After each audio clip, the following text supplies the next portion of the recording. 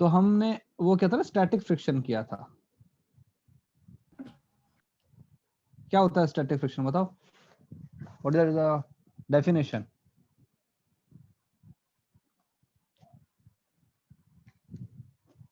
कौन बताएगा? The force acting between two surfaces when there is no relative motion.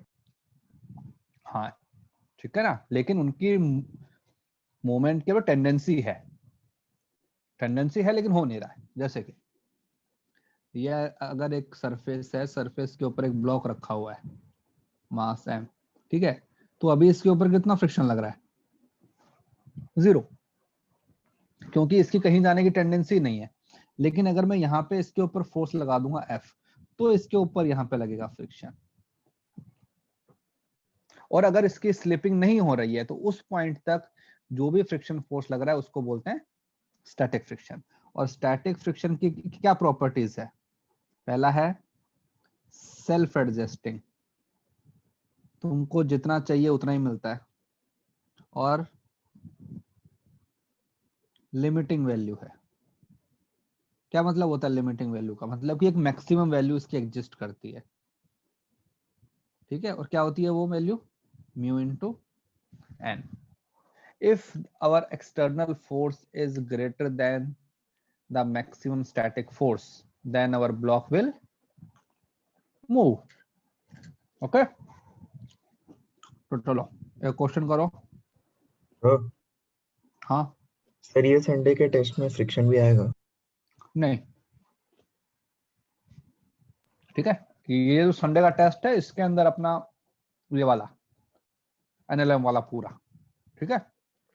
और जो जो अपना अगला सीए जो आएगा उसके अंदर फ्रिक्शन भी आएगा।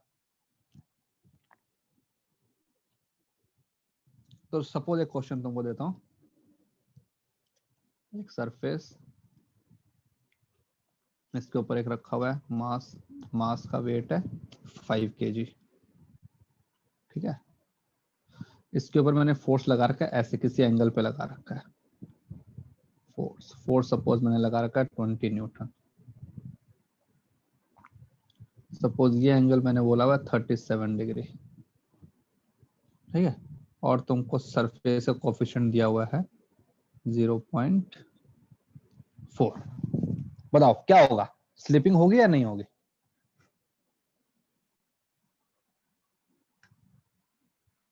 will there will be slipping or not?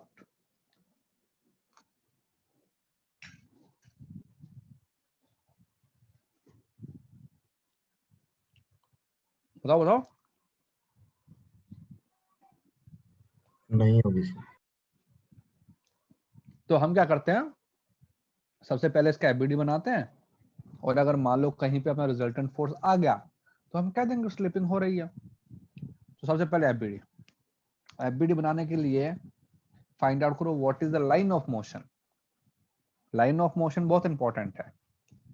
तो जो लाइन ऑफ मोशन है इसमें हॉरिजॉन्टल लाइन है ये वाली, कि अगर मोशन होगा तो इसी लाइन के अलोंग होगा। तो कंपोनेंट करो, इसका इधर कंपोनेंट क्या आएगा? एफ cos 37, और ऊपर की तरफ एफ साइन 37। और क्या फोर्स लग रहे हैं? Downward mg। ये सरफेस ऊपर लगा रही है नॉर्मल, ठीक है। फ्रिक्शन कहाँ लगेगा, फॉरवर्ड या बैकवर्ड? बैकवर्ड। बैकवर्ड, ये फ्रिक्शन लग रहा है। तो चलो अभी अपने कंपोनेंट करके बनाते हैं। तो ये छोटा सा ब्लॉक बना दिया। ओके, नीचे की तरफ कितना फोर्स लगेगा? इसका mg फोर्स कितना है? मास है इसका 5, तो mg कितना बन जाएगा? 50, ठीक है। यहाँ की तरफ f cos 37, cos 37 कितना होता है? Atharva, what is cos 37?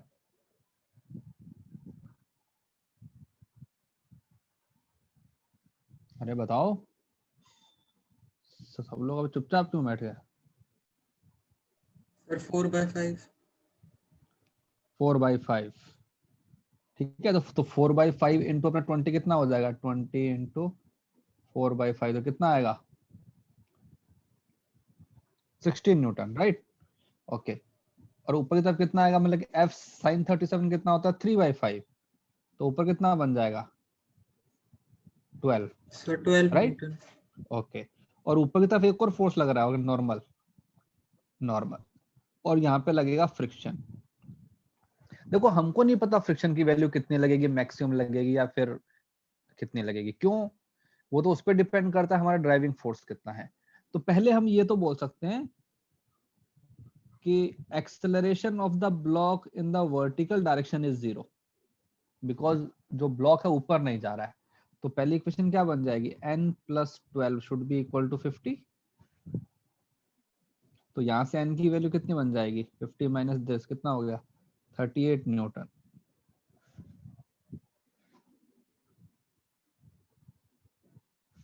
Normal force applied by the surface is 38 Newton. अब बताओ, अब देखते हैं कि स्लिपिंग होने की टेंडेंसी है कि नहीं। हमारा जो ड्राइविंग फोर्स है, ड्राइविंग फोर्स इज 16 न्यूटन। अब देखते हैं कि मैक्सिमम फ्रिक्शन कितना लग सकता है। क्या होता है मैक्सिमम फ्रिक्शन का value, μn mu N. What is the value of mu 0.4 0.4, तो 0.4 इंटू 38 कितना हो गया 15.2 15.2। 2 सर। ओके 15.2, मतलब कि मैं फॉरवर्ड जो है डायरेक्शन उसमें फोर्स लगा रहा हूँ 16, फ्रिक्शन की मैक्सिमम वैल्यू कितनी है 15.2। बताओ स्लिपिंग होगी या नहीं होगी, होगी। सर होगी, क्योंकि friction can not hold the 16 Newton force. ठीक है, तो हम बोलेंगे एक्सेलरेशन होगा। तो इक्वेशन क्या बन जाएगी, सर आप एक 16 बार एक्सप्लेन कर सकते हैं सर, मैं पूरा डिस्कनेक्ट हो गया। बेटा फोर्स के पहले कंपोनेंट के वहां तक थे। नहीं सर, मैं ये क्वेश्चन आपने जब लिखा था और तब की था। तो देखो, तो ये जो फोर्स था मेरे पास 20 न्यूटन, इसके मैंने कंपोनेंट कर लिए, एक हॉरिजॉन्टल में एक वर्टिकल में। तो हॉरिजॉन्टल में कंपोनेंट क्या आएगा F cos 37, क्योंकि यहाँ पे एंगल बन रहा है। ऊपर कितना आएगा F sin 37, ठीक है, तो मैंने लगा दिया। तो मैं F cos 37 बन जाएगा 16 न्यूटन और F sin 37 बन जाएगा 12 न्यूटन। ठीक है, एक इसका mg लगा दिया, मास अगर 5 kg है तो mg फोर्स हो जाएगा 50 न्यूटन। अब हमको पता है कि ब्लॉक का वर्टिकल में तो एक्सेलरेशन 0 है, तो नॉर्मल प्लस 12 न्यूटन की वैल्यू किसके बराबर होनी चाहिए 50, तो मैंने यहाँ पे लिखा। तो हमारे पास में जो नॉर्मल फोर्स है उसकी वैल्यू आ गई 38 न्यूटन। अब हमने देखा कि what is the value of maximum friction. Maximum friction होता है म्यू इनटू एन, म्यू की वैल्यू 0.4, नॉर्मल की वैल्यू 38, तो 0.4 इंटू 38 ये हमारे पास बन जाता है 15.2। तो मतलब कि मैक्सिमम जो फ्रिक्शन लग सकता है दैट इज 15.2 न्यूटन। हमारा जो ड्राइविंग फोर्स है वो कितना है 16 न्यूटन, वो बड़ा है, तो स्लिपिंग होनी पड़ेगी। तो हमारा Yes. ये क्या बन, तो 16 माइनस 15.2 ये क्या बन गया resultant force equal to mass into acceleration. तो हमारे पास में एक्सेलरेशन क्या बनेगा 0.8/5। ठीक है, तो क्या बन जाएगा 0.16 मीटर पर सेकंड स्क्वायर। फ्रिक्शन कितना लगेगा, फ्रिक्शन 15.2 न्यूटन। क्लियर है भाई, है यस ना। सर। चलो ठीक है, अब एक क्वेश्चन तुम लोग आंसर करके बताओ मेरे को। एक वॉल है, वर्टिकल वॉल है ऐसे, ठीक है, एक ब्लॉक जिसको मैंने यहाँ पे ऐसे रखा हुआ, इसका मास है 1/2 kg, ठीक है, और तुमको यहाँ का वो दिया हुआ है फ्रिक्शन कोफिशिएंट दिया हुआ है म्यू इक्वल टू 1/4, और मैंने यहाँ की तरफ एक फोर्स लगा रखा है ये ऊपर की तरफ करके 100 न्यूटन, और ये एंगल दिया हुआ है 30 डिग्री। तुमसे पूछा find acceleration of block, normal force and friction force. चलो करो।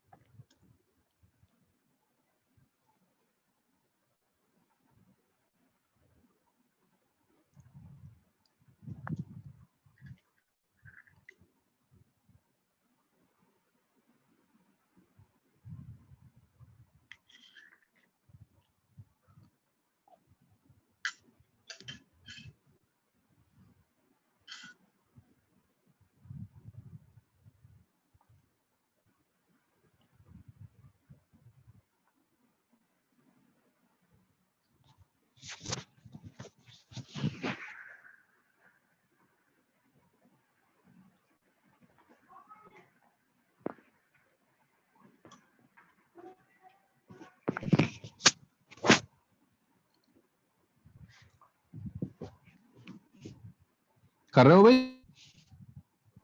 Yes.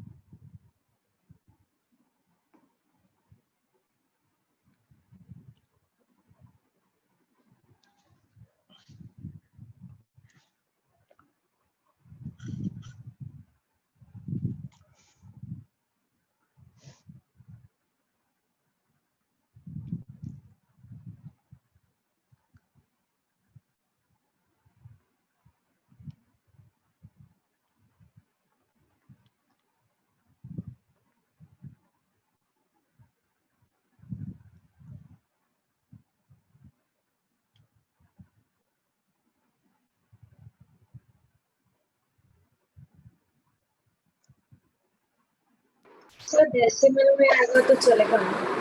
हाँ हाँ सब चलेगा, कोई दिक्कत नहीं। सर एक्सेलरेशन 90 माइनस 25/3 आ रहा है कहाँ की तरफ, ऊपर की तरफ या नीचे की तरफ? ऊपर।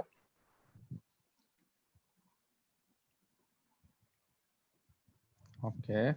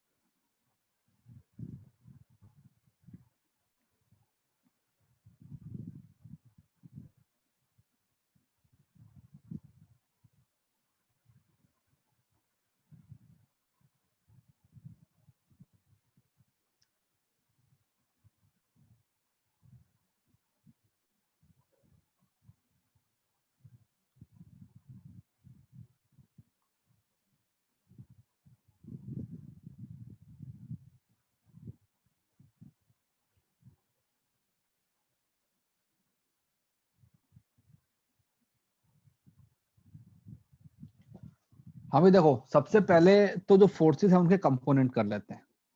भाई हमको पता है कि जो है ना लाइन ऑफ मोशन है वो है ना वर्टिकल वाली लाइन है, ये वाली लाइन, क्योंकि तुम्हारा ब्लॉक है ना दीवार के अंदर तो घुस नहीं सकता है, तो हमने कंपोनेंट किए। ठीक है, ये हमने बना दिया पॉइंट। फोर्स जो है वो हमारा यहाँ की तरफ लग रहा है ऐसे, उसका हॉरिजॉन्टल के साथ जो एंगल बन रहा है वो बन रहा है 30 डिग्री। तो यहाँ पे कंपोनेंट कितना आएगा, F cos 30, ऊपर की तरफ F sin 30।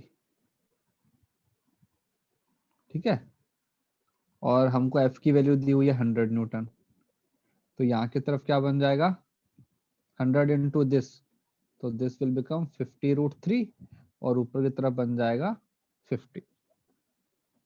ये सरफेस यहाँ लगाएगी नॉर्मल, और एक लगेगा नीचे की तरफ इसका mg फोर्स, और mg फोर्स की वैल्यू कितनी बन जाएगी, हाफ kg है ना, 5 न्यूटन। अब देखो ब्लॉक की कहाँ जाने की टेंडेंसी है, ऊपर या नीचे, ऊपर, क्योंकि भाई ऊपर का फोर्स 50 है, नीचे का फोर्स कितना है 5, तो ब्लॉक जाएगा तो ऊपर ही जाएगा, नहीं तो स्टेशनरी रहेगा। तो फ्रिक्शन फोर्स कहाँ लगेगा, नीचे, जहां पे ब्लॉक के जाने की टेंडेंसी है उसके ऑपोजिट। तो अब देखते हैं कि मैक्सिमम फ्रिक्शन कितना लग सकता है। मैक्सिमम फ्रिक्शन होगा म्यू एन, म्यू की वैल्यू है 1/4।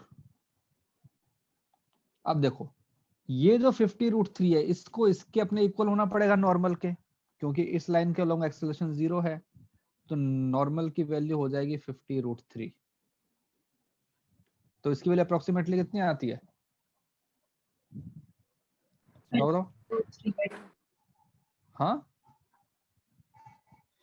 12.5 इंटू 1.37 है ना, √3 कितना होता है 1. हाँ 1.73, तो 12.5 इंटू 1.7, तो ठीक है। तो ये हमारे पास में अप्रोक्सीमेटली बनता है 21.25, अप्रोक्सीमेटली कर लेते हैं, कोई हमको एग्जैक्ट वैल्यू नहीं निकालनी है। तो बताओ अब जो अगर तुम्हारा मैक्सिमम फ्रिक्शन भी लग गया तो भी तुम्हारा जो टोटल फोर्स आएगा डाउनवर्ड वो कितना हो पाएगा, 21 और 5 26 ही हुआ, अभी भी हमारा ऊपर का फोर्स बड़ा है, तो अल्टीमेटली ब्लॉक को तो ऊपर जाना ही पड़ेगा। तो ऊपर के लिए इक्वेशन क्या बन जाएगी, 50 माइनस 5, एक तो उसका mg सब्ट्रैक्ट कर दिया, एक जो है फ्रिक्शन फोर्स था उसको सब्ट्रैक्ट कर दिया, और equal to mass into acceleration. ये हमारे पास में एक्सेलरेशन आ जाएगा फिर।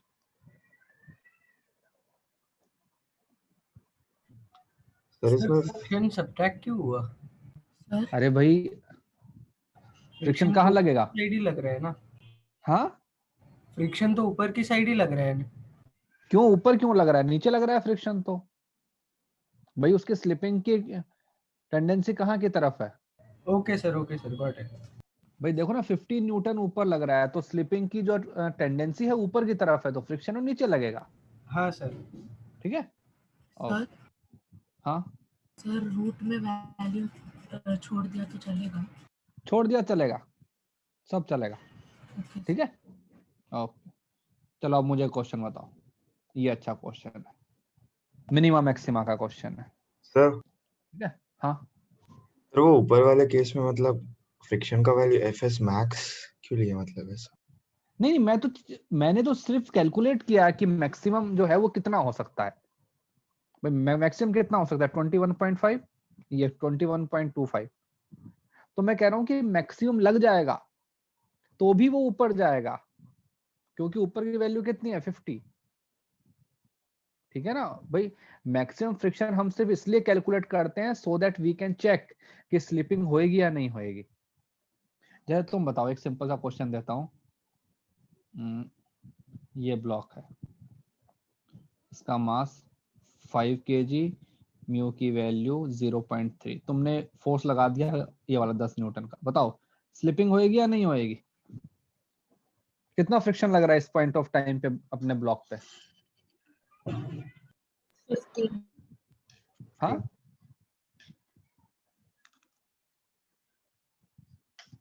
हाँ भाई बताओ।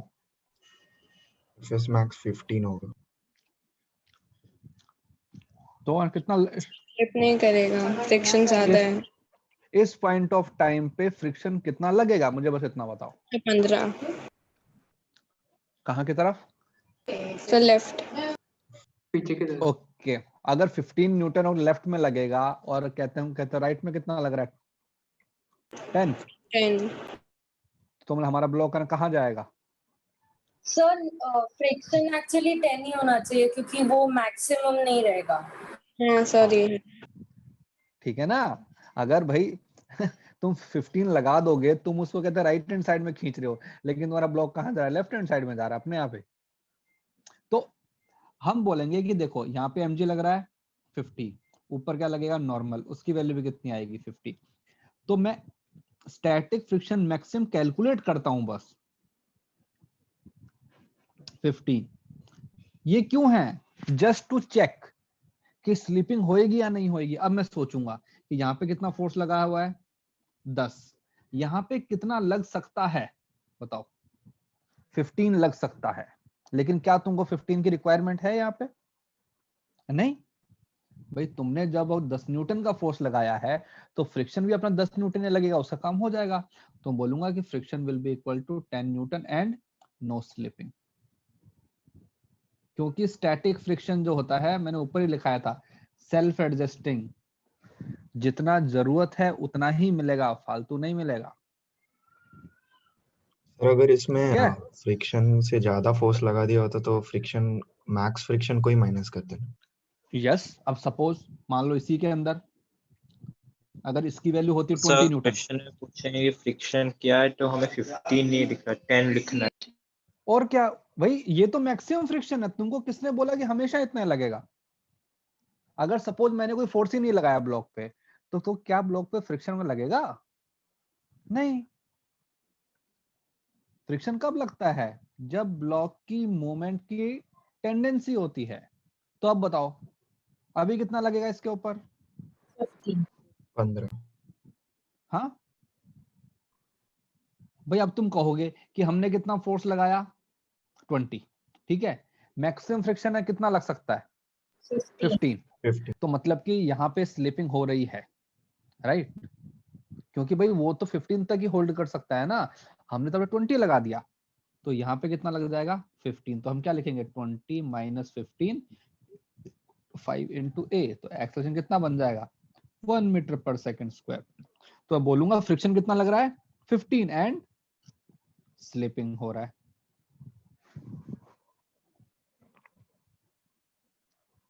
क्लियर है यस। Yes sir. भैया? अब समझ में आया ना कि मैं हमेशा मैक्सिमम फ्रिक्शन क्यों कैलकुलेट करता हूं? इसलिए करता हूं so that I will know कि स्लिपिंग हो रही है कि नहीं हो रही है। ठीक है ना? चलो एक क्वेश्चन करो अब। हाँ बोलो।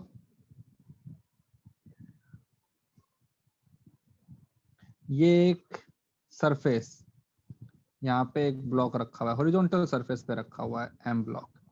यहाँ पे फ्रिक्शन कोफिशिएंट है म्यू। हमसे पूछा है find minimum force to slide the block. चलो करो, कम से कम कितना फोर्स लगाऊं कि ये ब्लॉक स्लाइड हो जाए?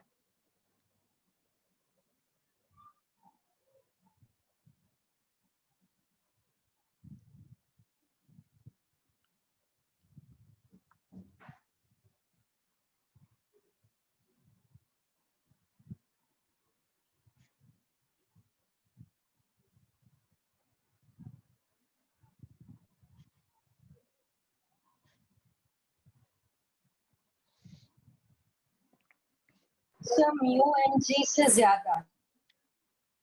नहीं, तुमको किसने बोला कि फोर्स में हॉरिजॉन्टल में अपना मिनिमम आएगा? सर लाइन ऑफ मोशन तो हॉरिजॉन्टली है ना। अरे तो लेकिन फोर्स तो मैं किसी एंगल के ऊपर भी लगा सकता हूँ ना। सर तो उसमें ज्यादा फोर्स लगाना पड़ेगा। हाँ हाँ, तो सोचो सोचो।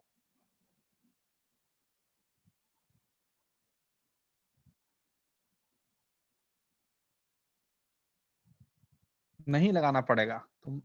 भाई देखो कैसे, अगर तुमने फोर्स को किसी एंगल पे लगाया,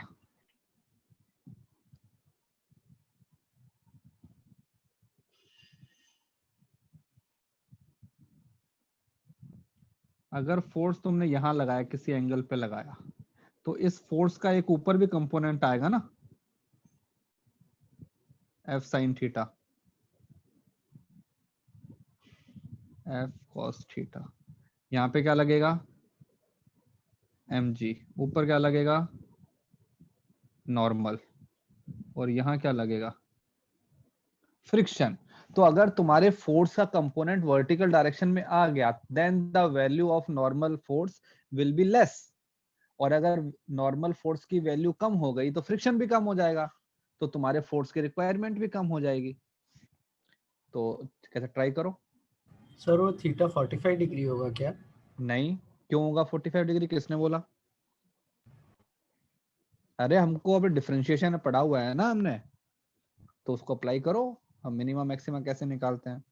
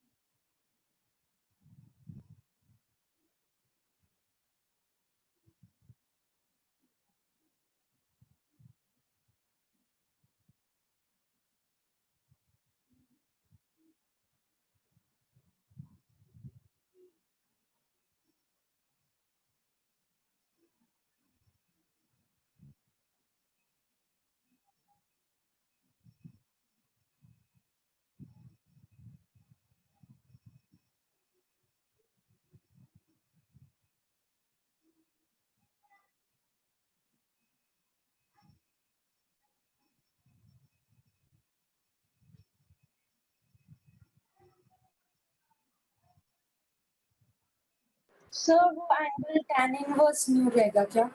हाँ, mu Yes. Is equal tan theta है। हाँ यस।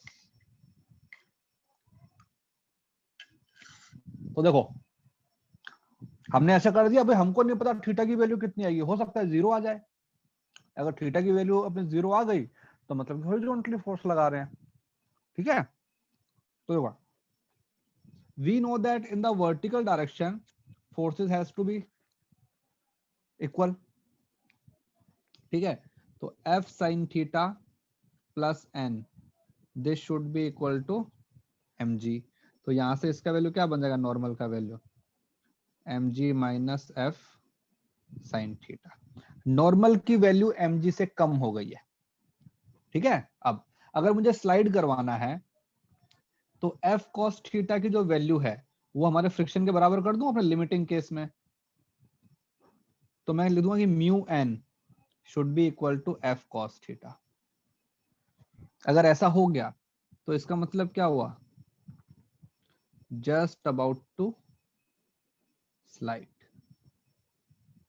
तो अब वैल्यूज पुट कर देते हैं, तो म्यू एन की वैल्यू क्या है, M G minus F sine theta equal to F cos theta. अब इसको एक्सपेंड कर दो तो क्या बन जाएगा, mu M G equal to F cos theta plus mu F sine theta. तो यहां से एफ की वैल्यू क्या बन जाएगी, म्यू एम जी अपॉन क्या आएगा, cos theta plus mu sine theta. ये फोर्स हमको चाहिए। अब इसके अंदर कहते थीटा आ गया ना,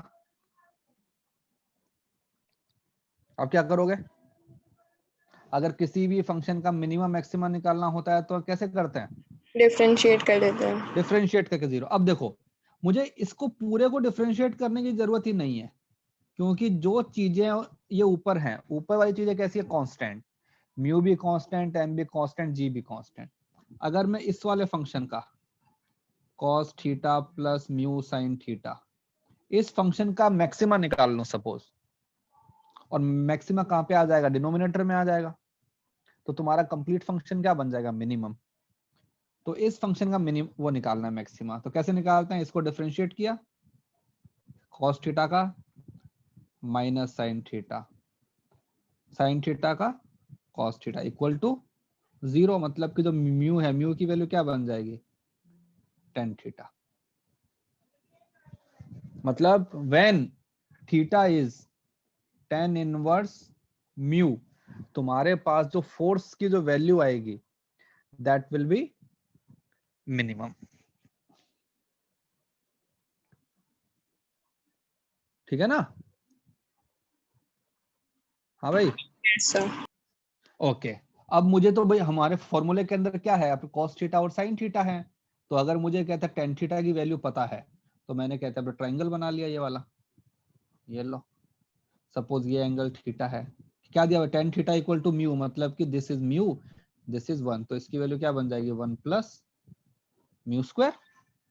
तो यहां से sin थीटा क्या बन जाएगा, बताओ बताओ, म्यू अपॉन 1 प्लस स्क्वायर का रूट। cos थीटा क्या बन जाएगा, 1 upon root 1 plus mu square.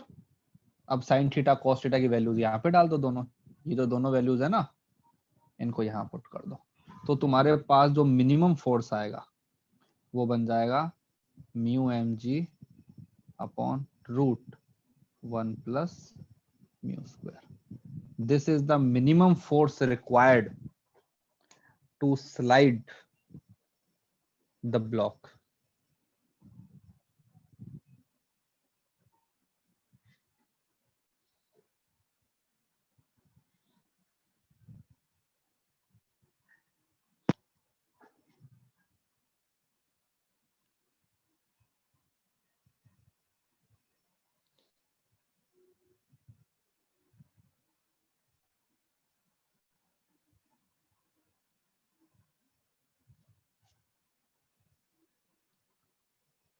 ठीक है भाई, ऊपर का दिखा सकते हो हाँ बस, सर, क्या और थोड़ा सा ऊपर, ऊपर।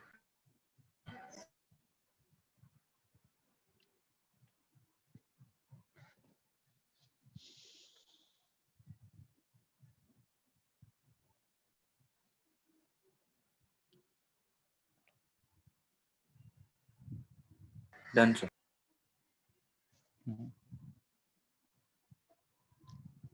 ठीक है भाई, क्लियर है ना, हाँ सर। चलो आ गया। अब एक चीज होती है जिसको हम बोलते हैं एंगल ऑफ फ्रिक्शन, नाम सुना है किसी ने, यस सर। क्या होता है angle of friction? Sir angle between जो फ्रिक्शन और नॉर्मल रहता है सर, जो बेटा फ्रिक्शन और सॉरी सर, जो नॉर्मल का एंगल रहता है सर रिजल्टेंट फोर्स के साथ। यस, सपोज देखो ये हमारे पास में एक सरफेस है, ठीक है। कोई भी सरफेस कितने टाइप के फोर्स लगाती है? एक तो लगाती है नॉर्मल, जो कि लगता है सरफेस के परपेंडिकुलर लगता है, राइट। और एक लगता है फ्रिक्शन, जो कि लगता है सरफेस के अलोंग। हाँ इतने लगते हैं ना। तो अगर मैं पूछूं कि नेट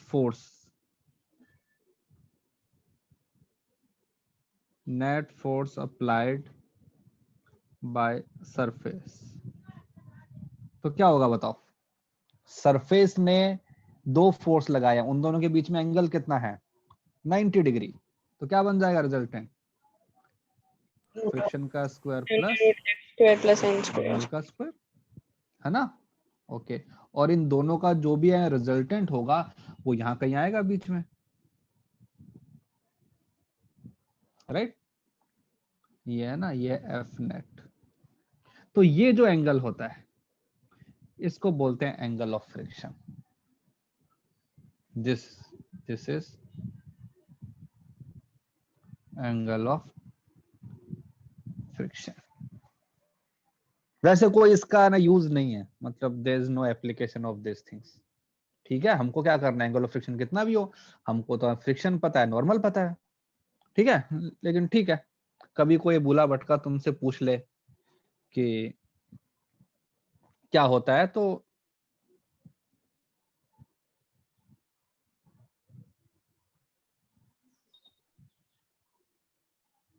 सर हाँ आप एंगल ऑफ फ्रिक्शन एक और बार समझा सकते हैं?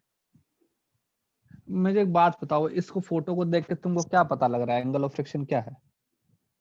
मतलब वो जो लैम्डा हाँ क्या है लैम्डा? एंगल ऑफ फ्रिक्शन, अरे क्या है वो मतलब एंगल लाइक किस किस के बीच में है? फोर्स जा लग रहा है, नॉर्मल जा है।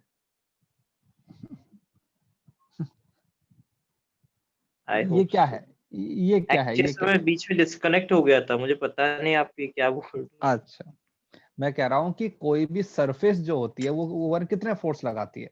सरफेस बताओ बताओ, कोई भी सरफेस है कितने फोर्स लगा सकती है? सर लाइक नॉर्मल तो लगेगा ही, उसका ओके, जो वेट मतलब लाइक mg है, उसके अभी बाद एमजी थोड़ी लगाती है सरफेस, वो तो अर्थ लगाती है। हाँ सर सरफेस तो फ्रिक्शन लगाता है, और नॉर्मल बस नॉर्मल बस ये दो फोर्स। बस लगाती है ना। ओके, तो अगर मैं पूछूं कि what is the net force applied by the surface, तो मतलब उन दोनों का रिजल्टेंट। अच्छा समझा देयर आर सर आप there are result. Two vectors which are acting at right angle, तो उनका रिजल्टेंट क्या बन जाएगा? Root F square plus N square, और यहाँ कहीं आएगा ना, बीच में आएगा कहीं। तो ये है रिजल्टेंट फोर्स। इस ओके रिजल्टेंट का नॉर्मल के साथ जो एंगल बनता है, ठीक है, इसको बोलते हैं लैम्डा। तो अगर मैं इसको ऐसे भी लिखना चाहूं कि 10 लैम्डा, तो क्या हो जाएगा? 10 लैम्डा फ्रिक्शन अपॉन नॉर्मल। दो वेक्टर का एडिशन अगर किसी एंगल लैम्डा पे होता है तो ये होता है ना y बाई एक्स। तो सर ये म्यू एंगल के ऑफ इक्वल हो जाएगा। म्यू के इक्वल कब होगा? When maximum friction is applied, है ना भाई। तुमको किसने बोला कि फ्रिक्शन की वैल्यू हमेशा ही म्यू एन होती है? Yes sir. ठीक है ना। तो angle of friction is the variable quantity, वो तो इस पर डिपेंड करती है कि कितना फ्रिक्शन लग रहा है। क्योंकि अगर मान लो स्टैटिक फ्रिक्शन लग रहा है, तो स्टैटिक फ्रिक्शन की वैल्यू तो कुछ भी हो सकती है, जीरो भी हो सकती है। तो अगर जीरो है तो एंगल ऑफ फ्रिक्शन कितना बन जाएगा? जीरो बन जाएगा, ठीक है। तो ये हमारे पास में है। तो हम ये भी कह सकते हैं कि एंगल ऑफ फ्रिक्शन का मिनिमम वैल्यू कितना हो सकता है बताओ? Sir zero. जीरो। क्योंकि हमारे पास है फ्रिक्शन की जो वैल्यू है मिनिमम कितनी हो सकती है 0 और मैक्सिमम वैल्यू कितनी हो सकती है भाई? सर म्यू हो जाएगी। भाई फ्रिक्शन की तो मैक्सिमम वैल्यू कितनी होती है म्यू एन, तो सर हमारे म्यू पास एन लैम्डा होती है, तो एंगल ऑफ फ्रिक्शन की मैक्सिमम वैल्यू म्यू हो जाएगी।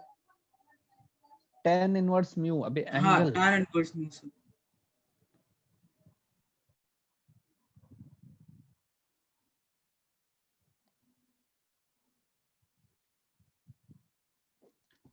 सर इसके ऊपर क्वेश्चन आता है क्या कि मतलब नहीं ऐसे आता, एंगल ऑफ नहीं कोई फ्रिक्शन? कोई क्वेश्चन नहीं आता। कभी कभी आ जाता है कि एंगल ऑफ फ्रिक्शन क्या होता है, स्कूल के एग्जाम में आ सकता है कि explain what is the angle of friction, तो ठीक है डायग्राम बना के दिखा देना ये होता है, अपने एग्जाम में नहीं आएगा कभी भी। ठीक है, ओके सर। ओके। सपोज एक ब्लॉक रखा हुआ है, ठीक है, तुम यहां बैठे हो और तुमने इसको स्ट्रिंग से बांधा हुआ है और तुमने इसको पकड़ा हुआ है, ठीक है। इसका मास है सपोज 2 kg और ये जो फ्रिक्शन कोफिशिएंट दिया हुआ है दैट इज 0.2। तो अभी हमारा स्ट्रिंग में कितना टेंशन है? कोई नहीं है, ठीक है, क्योंकि ब्लॉक की कहीं जाने की टेंडेंसी नहीं है। हाँ, या फिर ये कह दो कि नहीं हम नहीं है, इसको मैंने ये किया हुआ है ना कि किसी वॉल के साथ में फिक्स किया हुआ है। तो अभी स्ट्रिंग में कितना टेंशन होएगा? सर 0 रहेगा। 0। सपोज मैंने फोर्स लगाया, अगर फोर्स की वैल्यू है 1 न्यूटन, तो क्या स्ट्रिंग में टेंशन आएगा?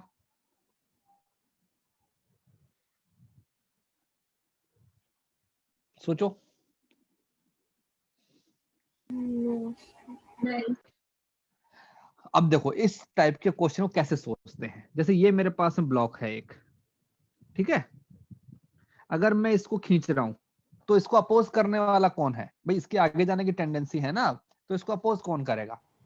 फ्रिक्शन, ठीक है, ये फ्रिक्शन। जब तक इसको फ्रिक्शन स्टॉप कर सकता है फ्रिक्शन या स्टॉप करेगा। जब फ्रिक्शन की लिमिटिंग वैल्यू से ऊपर चले जाएंगे हम, तो इसके पीछे अगर कोई स्ट्रिंग बांधी हुई है तो उसके अंदर टेंशन आएगा, क्योंकि अब उसके आगे जाने की टेंडेंसी है। तो अगर मैंने फोर्स लगाया 1 न्यूटन, यहाँ पे मैक्सिमम फ्रिक्शन कितना लग सकता है? 4। तो जब तक मेरे फोर्स की वैल्यू 4 न्यूटन है, ठीक है, चाहे ये स्ट्रिंग हो या ना हो क्या फर्क पड़ता है, वो तो हिलेगा ही नहीं। सपोज ये स्ट्रिंग है ही नहीं, फोर्स की वैल्यू कितनी है 1 न्यूटन, तो बताओ फ्रिक्शन कितना लगेगा? 1 न्यूटन, क्योंकि ब्लॉक हिलने वाला तो है नहीं। ओके, अगर मैंने फोर्स की वैल्यू कर दी 2 न्यूटन, तो क्या होगा? तो हमारा फ्रिक्शन कितना लगेगा? 2 न्यूटन। अगर मैंने फोर्स लगा दिया 4 न्यूटन, तो फ्रिक्शन कितना आएगा? 4। क्या अभी तक ब्लॉक हिलेगा? और अगर मैंने अब फोर्स की वैल्यू कर दी 5 न्यूटन और इसको अटैच नहीं किया हुआ है स्ट्रिंग से, तो क्या होगा? भाग जाएगा आगे मूव है ना? हाँ, तो लेकिन अब मैंने इसको स्ट्रिंग से बांधा हुआ है, तो स्ट्रिंग में कितना टेंशन आएगा? 1 न्यूटन। तो हम बोलेंगे फ्रिक्शन तो 4 न्यूटन है और स्ट्रिंग में कितना टेंशन है? 1 न्यूटन, क्योंकि उसको आगे नहीं जाने दे रही ना स्ट्रिंग। तो फंडा क्या है? जब तक फ्रिक्शन तुमको रोक सकता है फ्रिक्शन ही रोकेगा, पीछे वाले की जरूरत ही नहीं है ना तुमको होल्ड करने की। ठीक है, उसका रोल कब आएगा? जब तुम्हारा फ्रिक्शन हाथ खड़े कर देगा कि नहीं अब अपने बस की बात नहीं है, अब तुमको स्ट्रिंग संभालेगी। ओके, तो ये तो कॉमन सेंस वाली चीज है ना, you can realise in your daily life also. तो जैसे एक क्वेश्चन देता हूं, देयर आर सर 2 मैं ब्लॉक्स। 2 डिवाइसेस से जॉइन कर सकता हूँ, एक्चुअली में हाँ नेटवर्क इश्यूज। हाँ चलो कर लो।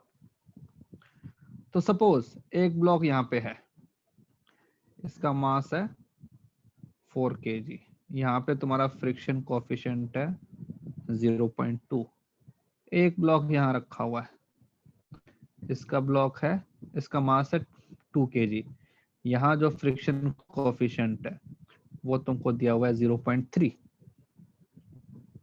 और दोनों ब्लॉक को मैंने एक स्ट्रिंग से अटैच किया हुआ है, इस वाली स्ट्रिंग से, और एक यहाँ पे है जिसके ऊपर फोर्स लगा रहा हूँ, एक्सटर्नल फोर्स। इस ब्लॉक को मैंने बोला ए, इस ब्लॉक को मैंने बोला बी। हमको कुछ वैल्यूज करनी है, ये बनाते हैं, टेबल बनाते हैं।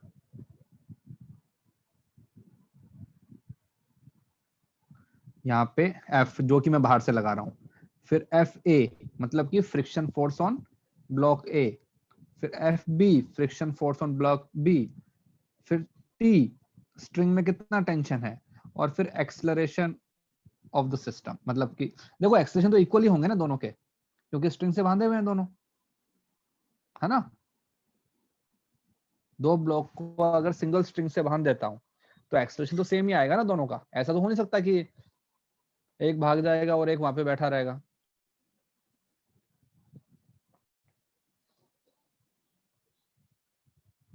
ठीक है, तो चलो करो। अब मैं तुमको फोर्स की वैल्यूज दे रहा हूं और तुम पूरा जो है टेबल उसको फिल करो। सबसे पहले फोर्स की वैल्यू है 4 न्यूटन, फिर फोर्स की वैल्यू है 7 न्यूटन, फिर फोर्स की वैल्यू है 15 न्यूटन, और हमको सब कुछ फिल करना है। बताओ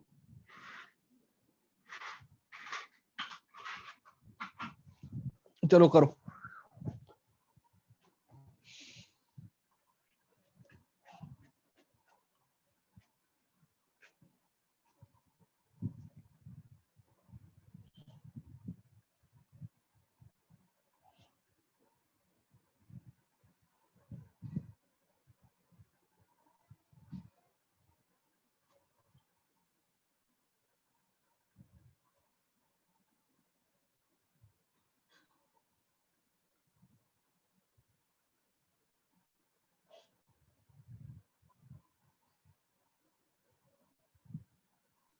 सर आपने जो लिखा है FA FB friction on A या बी है या फोर्स ऑन ए?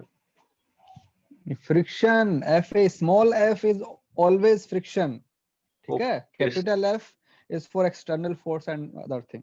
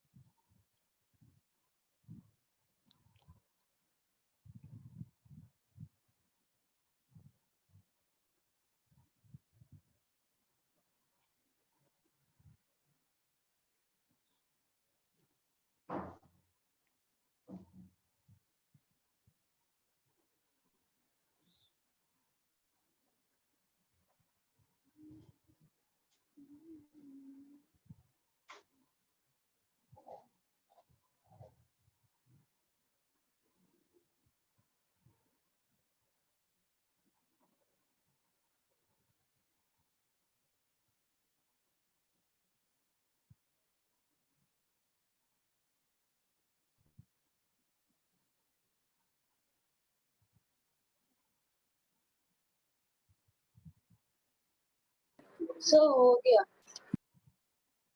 हो गया? हाँ बताओ क्या आ रहा आंसर। सो फर्स्ट वाले में 0 रहेगा एक्सेलरेशन, फर्स्ट दो में, और जो 15 वाला है उसके अंदर 0.125 एक्सेलरेशन। ओके चलो ठीक है, देखो सबसे पहले हमने फोर्स लगाया 4 न्यूटन। तो पहले सोचते हैं पहले वाला जो ब्लॉक है, ब्लॉक ए, उसके ऊपर जो मैक्सिमम फ्रिक्शन आ सकता है वो कितना आ सकता है? इसके ऊपर maximum friction mu N, mu है 0.3 ये, सर 6 तो वो आ न्यूटन। सकता है 6 न्यूटन। इसके ऊपर जो मैक्सिमम फ्रिक्शन आ सकता है वो आएगा 8। मतलब कि टोटल जो अपोजिंग फोर्स है वो कितना है? 14 न्यूटन ना, उसका 6, इसका 8। तो जब तक मैं 14 न्यूटन फोर्स नहीं लगाऊंगा पूरा सिस्टम तो हिलने वाला नहीं है ना भाई? क्योंकि अगर दोनों जाएंगे तो दोनों साथ में जाएंगे, नहीं तो कोई नहीं जाएगा।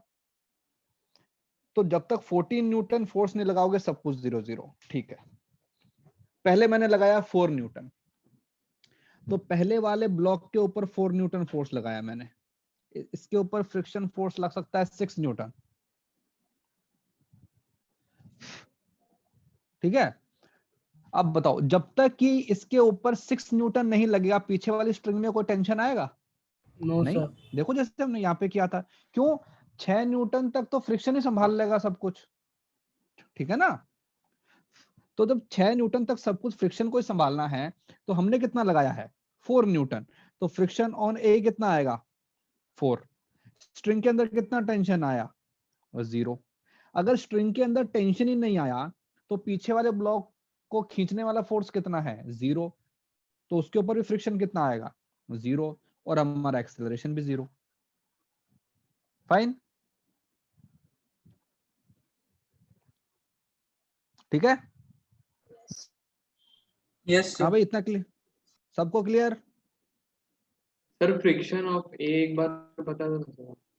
भाई ब्लॉक ए पे मैक्सिमम फ्रिक्शन कितना लग सकता है? 6 न्यूटन।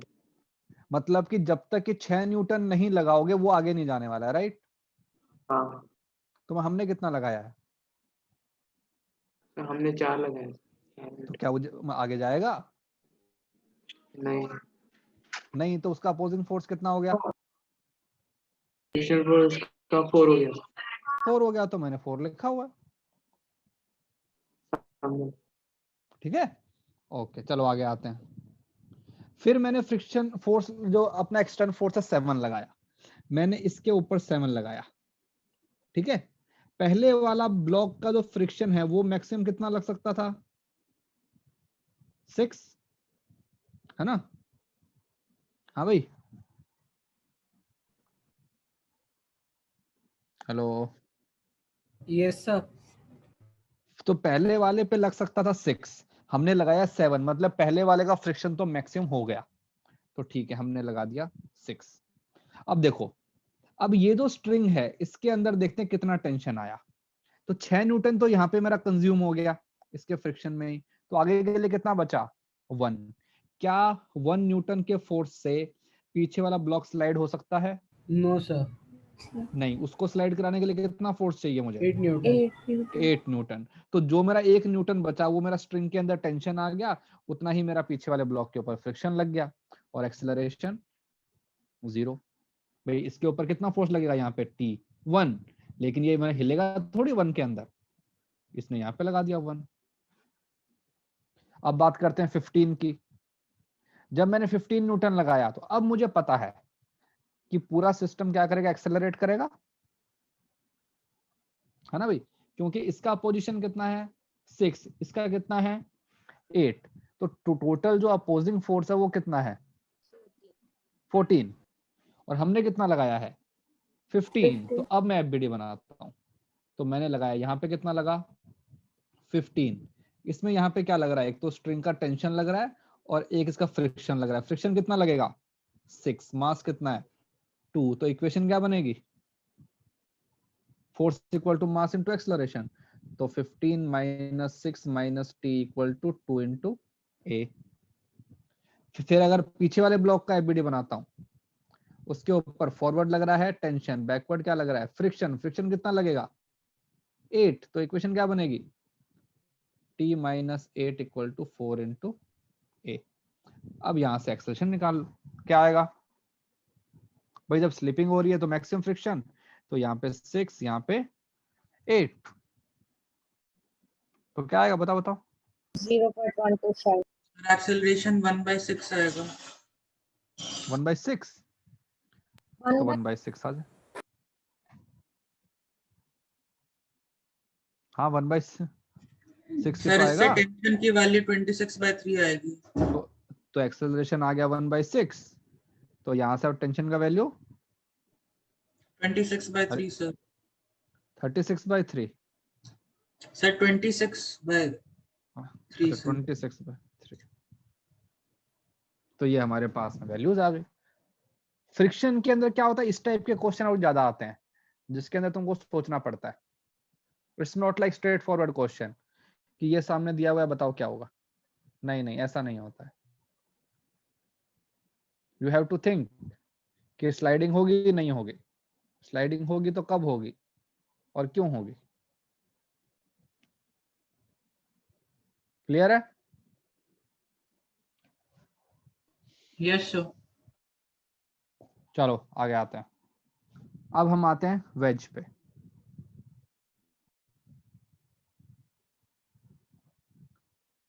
सबसे सिंपल क्वेश्चन, सपोज तुमको ये दिया हुआ है वेज फिक्स, ये एंगल थीटा, इसके ऊपर एक मास रखा हुआ है m, और दिया हुआ है कि m इज एट रेस्ट। ठीक है, तुमसे पूछा है normal force, friction force and net force by wedge. चलो बताओ क्या आएगा।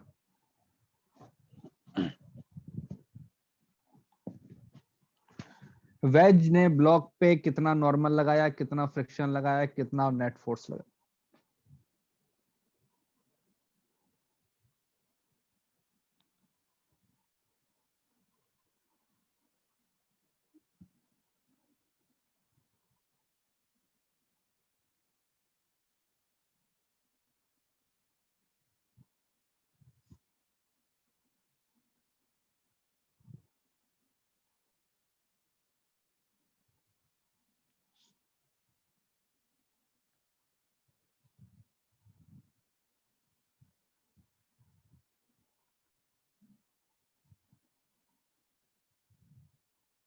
So normal force mg cos theta, friction mg sin theta और net force mg। देखो सबसे पहली बात, तुम्हारा ब्लॉक जो है वो स्टेशनरी है, मतलब उस पर रिजल्टेंट फोर्स 0 होना चाहिए इन ऑल द डायरेक्शन। तो हमें पता है कि यहाँ की तरफ लगता है mg sin थीटा, यहाँ की तरफ लगता है mg cos थीटा, क्योंकि ये तो हमने mg कंपोनेंट कर लिया ना, इस वाले mg कंपोनेंट कर लिया। अब हम लगाते हैं कि forces applied by the ways, ये वेज है, यहाँ की तरफ क्या लगाएगा फ्रिक्शन, यहाँ क्या लगाएगा नॉर्मल। तो फ्रिक्शन को तो इसके बराबर होना पड़ेगा, ठीक है, तो mg sin थीटा, और जो नॉर्मल है उसको इसके बराबर होना पड़ेगा। और अगर तुमको निकालना है रिजल्टेंट तो उनका स्क्वायर करके ऐड करके रूट सर में ले लो, mg तो है क्या बन, तो mg बन जाएगा।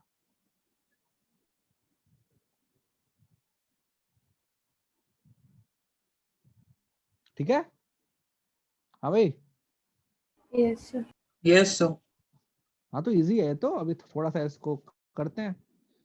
ओके, सपोज ये हमारे पास में ग्राउंड रख, एक हॉरिजॉन्टल ग्राउंड है, एक यहाँ इसका फ्रिक्शन कोफिशिएंट है म्यू, यहाँ पे m रखा हुआ है।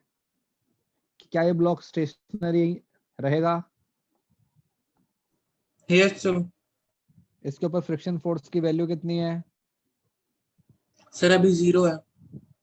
अभी 0 है। क्यों? क्योंकि इसकी कहीं जाने की टेंडेंसी नहीं है। तो अगर ब्लॉक की कहीं जाने की टेंडेंसी नहीं है तो फ्रिक्शन फोर्स क्यों लगेगा? नहीं लगेगा। ठीक है, तो हमने क्या किया, थोड़ा सा इसको छेड़ना शुरू किया। मैंने थोड़ा सा इसको ऊपर कर दिया वेज बना के, थोड़ा सा। सर हाँ सर पिछले वाले में नेट फोर्स mg कैसे हुआ? यार, उनका स्क्वायर करके ऐड करोगे ना, दो अच्छा हाँ फोर्स है परपेंडिकुलर लग रहे हैं। है ना? हाँ सर, समझे।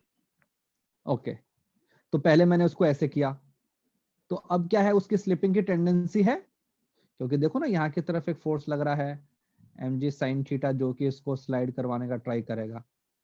थोड़ी देर बाद में मैंने इस एंगल को इंक्रीज कर दिया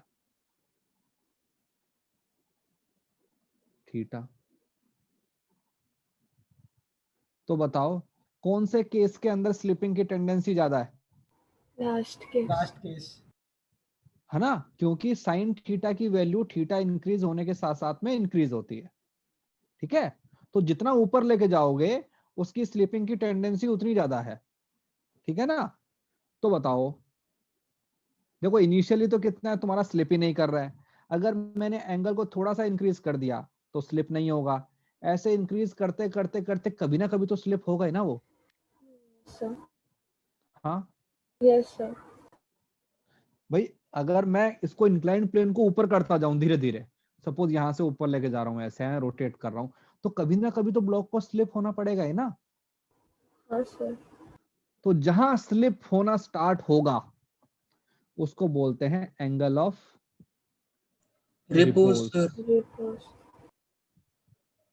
ठीक है, तो एंगल ऑफ रिपोज का मतलब हुआ angle eight which block will start sliding. ठीक है, तो हमको फाइंड करना सर है कि ये भी वो, tan इनवर्स म्यू होता है ना? हाँ ठीक है ना। तो अगर हमको ये निकालना है तो हम क्या करते हैं कि उसका एक एफबीडी बनाते हैं। ये लो, मैं कह रहा हूं कि मैंने धीरे धीरे धीरे धीरे इंक्रीज करते करते मैं यहां लेके आ गया और ये एंगल थीटा है। इस एंगल पे स्लिपिंग जस्ट स्टार्ट ही हुई है, तो एफबीडी बनाते हैं। तो यहां की तरफ क्या फोर्स लगेगा? mg sin theta. इधर क्या लगता है? mg cos theta. ठीक है, अब बात करते हैं इसके वाले। यहां पे लगेगा नॉर्मल, और यहां की तरफ क्या लगेगा? पीछे की तरफ फ्रिक्शन। तो पहली चीज तो मैं ये कह सकता हूं कि जो नॉर्मल की वैल्यू क्या बन जाएगी? mg sin थीटा, नहीं sir cos theta. cos theta. ठीक है ना, क्योंकि ये फोर्स और ये फोर्स इक्वल होने चाहिए, mg cos थीटा। और अगर स्लिपिंग जस्ट स्टार्ट होने वाली है, if just about to slip, मतलब कि friction force mg sin theta के बस इक्वल ही है, लिमिटिंग केस, तो क्या बन जाएगा? mg sin theta should be equal to maximum friction. और मैक्सिमम फ्रिक्शन क्या होता है? Mu into N. तो ये बन जाएगा सर अब mg हम दोनों sin इक्वेशंस को डिवाइड कर सकते हैं तो सीधे आ जाएगा। Mu mg cos theta, put कर दिया वैल्यू। ठीक है, तो यहां से क्या बन जाएगा? tan theta equal to mu, तो थीटा इक्वल टू बन जाएगा tan इनवर्स म्यू। ये है। तो अगर ये तुमको याद रखना है, this is important. Angle of जो फ्रिक्शन था वो तो बकवास था, ये इंपॉर्टेंट। एंगल ऑफ रिपोज आप वो स्टार्टिंग से एक बार बस समझा दीजिए ना। अरे यार, एक मान लो इंक्लाइन प्लेन है, ठीक है, और तुम उसको धीरे धीरे ऊपर कर रहे हो, मतलब उसके एंगल को इंक्रीज कर रहे हो, तो जिस पॉइंट पे तुम्हारा स्लिपिंग स्टार्ट हो जाएगा उसको बोलते हैं एंगल ऑफ रिपोज। भाई जब तुम ऊपर करोगे तो कभी ना कभी तो स्लिप होना पड़ेगा ही ना, क्योंकि तुम्हारा जो ड्राइविंग फोर्स है वो इंक्रीज हो रहा है। mg sin थीटा है ना driving force, mg sin theta तुमको अपने नीचे लेके आने का ट्राई कर रहा है। हाँ यस। अबे हाँ हाँ ना, कुछ तो बोल। ठीक है ना, जैसे जैसे तुम ऊपर जाओगे, जो mg का कंपोनेंट है जो कि स्लिप करवाने वाला है, उसकी वैल्यू इंक्रीज हो रही है। जी सर, पर हाँ उसके बाद आपने जो किया वो मतलब हाँ म्यू हाँ, का। अरे रुक रुक रुक जा भी, मतलब आ रहे हैं उस पे भी आ रहे हैं। पहले इतना बता, आपने ऊपर वाले पहले, मैं अभी तो यहाँ पे ही हूँ, मैं यहाँ पे इसी डायग्राम में। तो जैसे जैसे ऊपर जाओगे स्लिपिंग की टेंडेंसी बढ़ रही है। Yes sir. ओके, और कोई भी ऑब्जेक्ट स्लिप कब होता है? जब तुम्हारा जो है ड्राइविंग फोर्स है वो मैक्सिमम फ्रिक्शन से ऊपर चला गया है ना? यस मानते हो बात को? ओके चलो ठीक है, मैंने डायग्राम बनाया। मैंने बोला कि ये एंगल वो थीटा है जहां पे स्लिपिंग बस स्टार्ट होने वाली है। ठीक है, तो देखो नीचे की तरफ कितना फोर्स लगेगा, mg sin थीटा लगेगा। अबे mg sin थीटा ये वाला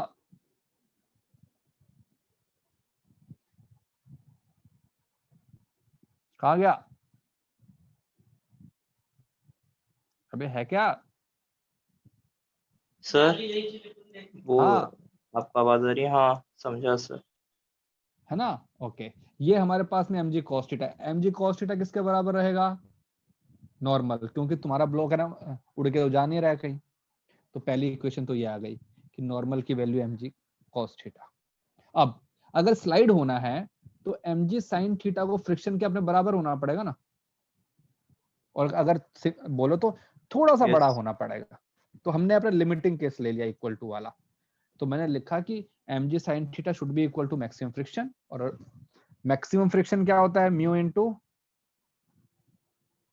n। हाँ, तो n की वैल्यू पुट कर दी मैंने, तो मेरे पास में क्या गया? tan theta equal to mu.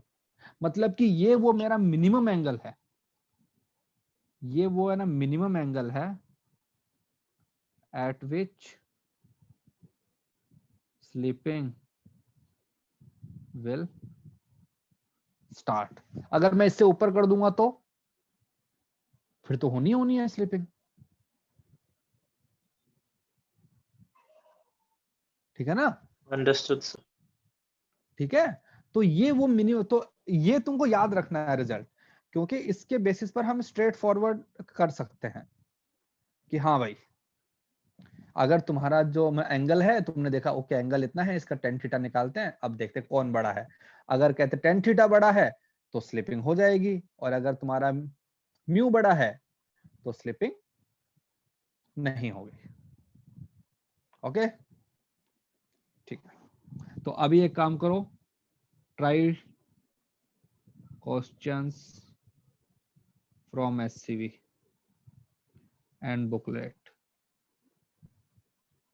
ठीक है, तो अभी हम लोग NLM विद फ्रिक्शन स्टार्ट कर सकते हैं वो booklet. Yes yes you can start. ठीक है, स्टार्ट करो करना। सर ये फ्रिक्शन हाँ? में ऐसे वो मतलब नॉर्मल एनएलएम में विदाउट फ्रिक्शन में जैसे कॉम्प्लेक्स सम्स थे वैसे आते हैं? आएंगे ना भाई। देखो ये बात तो मान के चलो कि जैसे तुम आगे जाओगे तो चीजें कॉम्प्लिकेटेड ही आएंगी, सिंपल थोड़ी ना आएंगी। हाँ बताओ, 10th क्लास सर मुश्किल थी कि 11th क्लास सर मुश्किल थे? 11th से तो ऑब्वियसली ना, तो 11th में भी जैसे जैसे आगे जाओगे तो आगे का चैप्टर जो है वो डिफिकल्टी होएगा ना, इजी थोड़ी ना होगा। लेकिन वही है, अगर तुमने अच्छे से प्रैक्टिस किया है पीछे वाले टॉपिक का तो आगे वाला टॉपिक तुमको इजी लगेगा, कोई उसके अंदर डिफिकल्टी नहीं लगेगी। सर हाँ सर मेरे पास DC पांडे की बुक है, तो फिर मैं उसे सॉल्व कर दूं क्या? यस यस यस सर तो मैं उससे सॉल्व करके भेज दिया करूंगा। हाँ और क्या, ठीक है भेजो। देखो क्वेश्चन कहीं से करो यार, है ना, कॉन्सेप्ट तो वही है ना, तुमको प्रैक्टिस करनी है क्वेश्चन की। सपोज तुम्हारे मन के अंदर एक टारगेट कर लो कि फ्रिक्शन के ऊपर मुझे 250 क्वेश्चन सॉल्व करने हैं, तो 250 क्वेश्चन कहीं से भी करो, लेकिन ऐसा करो कि सारे के सारे वैरायटी ऑफ क्वेश्चन उसके अंदर कवर हो जाए। उसमें हॉरिजॉन्टल वाले भी हो जाएं, वर्टिकल वाले भी हो जाएं, वेज वाले भी हो जाएं, ब्लॉक वाले भी हो जाएं, सब हो जाए तो अच्छी बात है। ठीक ओके है सर। चलो, okay thank you sir. Hello, bye bye. Thank you और कहते संडे को तुम्हारा टेस्ट है, उसको अच्छे से देना। Yes sir. है ना? संडे का टेस्ट कभी होगा, कौन सा टाइम पे? संडे को होगा। मतलब टाइमिंग क्या होगा? टाइमिंग तो पता नहीं यार। हाँ टॉपिक सब डाल देंगे देखते हैं, आज। मॉर्निंग में रख देंगे अब 10-11 बजे के आसपास ही। अभी तक आप टॉपिक डाल दोगे ना पूरा? हाँ हाँ वो तो अपने ग्रुप पे आ जाएगा। कोई इशू नहीं है, ठीक है।